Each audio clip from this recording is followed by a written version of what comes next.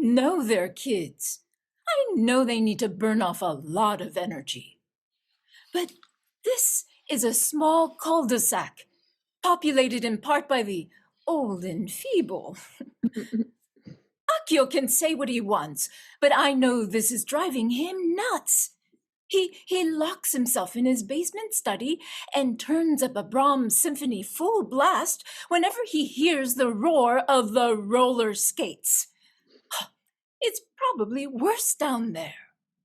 When the twins crash into our garage door, the whole house shakes. I realize they're good, healthy, normal kids who have to laugh and shout and let off steam. But I feel like saying, my life matters too. Old people's lives matter. Of course, the twins themselves don't consider things like this. How could they? They're 8 years old. When I stepped out into the lane last week, they whizzed by and almost knocked me over. They don't like me. But suppose someday they crash into Akio. Suppose he lands head first on the concrete. How would they feel then? How would they feel about you, their mother, who never took the time to teach them what was right, who didn't care if she put the elderly at risk?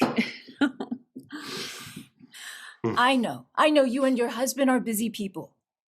Kate and Jenny told me you're both research scientists working on some rare jungle virus. I'm sure you need a little peace and quiet when you get home from the lab. I understand that. The 4 of you must be going crazy, cooped up in your small townhouse. No wonder you strap on the roller skates and push the kids out the door. We're a friendly lane, which is important when you're living cheek by jowl, and everyone here is on your side.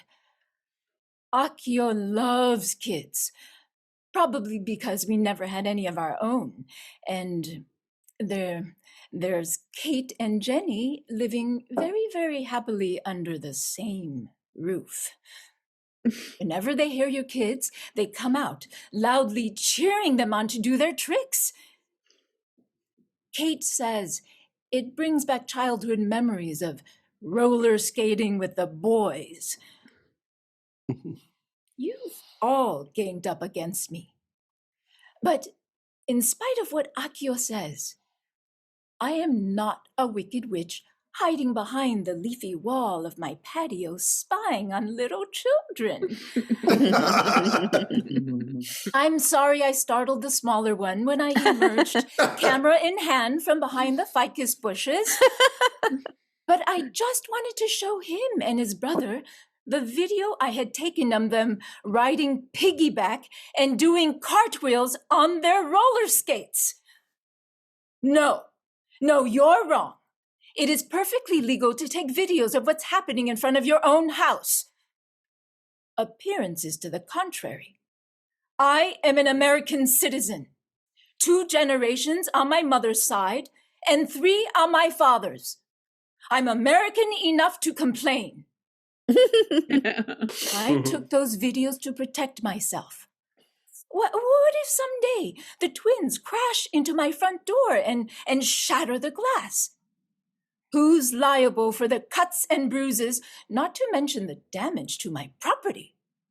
At least I have proof that I saw it coming and did my best to prevent it. Yes, this is a new geranium. I bought it to replace the one that fell off the roof yesterday. Yes, the one that landed near your kids. I'm sorry about that. As you may or may not have noticed, I'm quite unsteady on my feet these days. I have vertigo, a common ailment you might consider studying as soon as you're through with your exotic jungle virus. When I lean forward, as I do when I'm watering the plants on my balcony, I sometimes lurch forward. Usually I catch myself, but this time I tipped over the geranium. I do understand you're being upset, but I must remind you, no one was hurt. The little one of the twins ran home crying, but the big one stayed behind and helped me pick up the pieces. He obviously didn't think it was my fault. It was an accident. I've kept that plant alive through 5 winters, which is close to miraculous. Even you can't believe I would deliberately destroy my beloved geranium just to scare the twins. It was an accident, but I also took it as an omen. How many skips can a pebble make on the surface of the water before it sinks to the bottom of the pond? The potential for something very bad to happen exists when kids are running around unsupervised. A CUL de sac is not a playground. It's a communal driveway. I'm a sensible person, and I don't panic easily. But the first thing that comes to mind is that the twins could easily be run over by a car. Once, the little one darted in front of my car when I turned very slowly into the lane. Last night, I dreamt I somehow managed to hit both of them at the same time. Now you know that I know you have nothing to worry about from me. But what about the others? You've surely noticed how Kate and Jenny come swooping into the lane. And Akio, he was always short, but now he's so hunched over he can barely see over the dashboard. Last week, he missed me by a few inches. I pray every day for the safety of your children. I pray somehow they grow into sensible, responsible adults. I pray they grow up into one piece.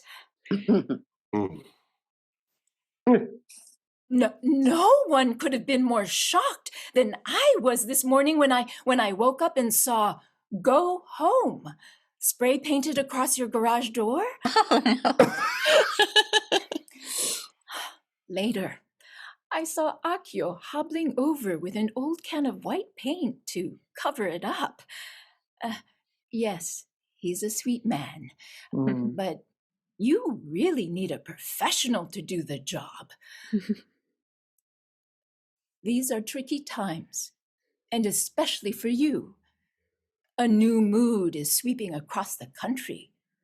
And like it or not, the mean old sheriff is coming back to town, and I suggest that you corral those young coyotes of yours. I don't believe we should handcuff 8-year-old kids. I don't believe all Mexicans grow up to be killers and rapists and drug dealers. But believe me, you have a couple of terrorists on your hands. What did you say? A racist? Do I look like a racist? I feel the same way about all badly behaved children, whether they're white, yellow, black, or brown. Look, I am sure the twins were once very happy and well-adjusted, and I can imagine that they find things are very different here than where you all come from. The palm trees, the sparkling water, young couples in love, and lots of little children running around playing in the streets until midnight sounds pretty idyllic to me. How can you stand it, living in a country that doesn't want you here? That's building a wall to keep you out. A 2,000-mile-long, $20 billion wall. I'd never snitch on you or call in the National Guard. But if I were in your shoes, I'd pack up pronto and hop on the nearest plane. Things aren't going to get better in this country for folks like you. Round up those tiny terrorists, those bad hombres of yours, and go home! Oh, look! Look who's coming out of your house. The twins and your husband. And they probably think I kidnapped you or worse. Right! You'd better go join them. Bye-bye. We'll talk later. Oh, sorry. Oh, sorry you had to listen to that, darling. Akio says he can't live with a witch. He's even set up a cot in his basement study. He says it gives him a headache, all my ranting and railing. But you know what? Afterwards, I feel emptied out of everything bad. The sound of gremlins deep down in my brain. Thank God, the nasty bitch and her horrible children are gone. Oh. Let's go inside and take a little nap before they come back. Oh.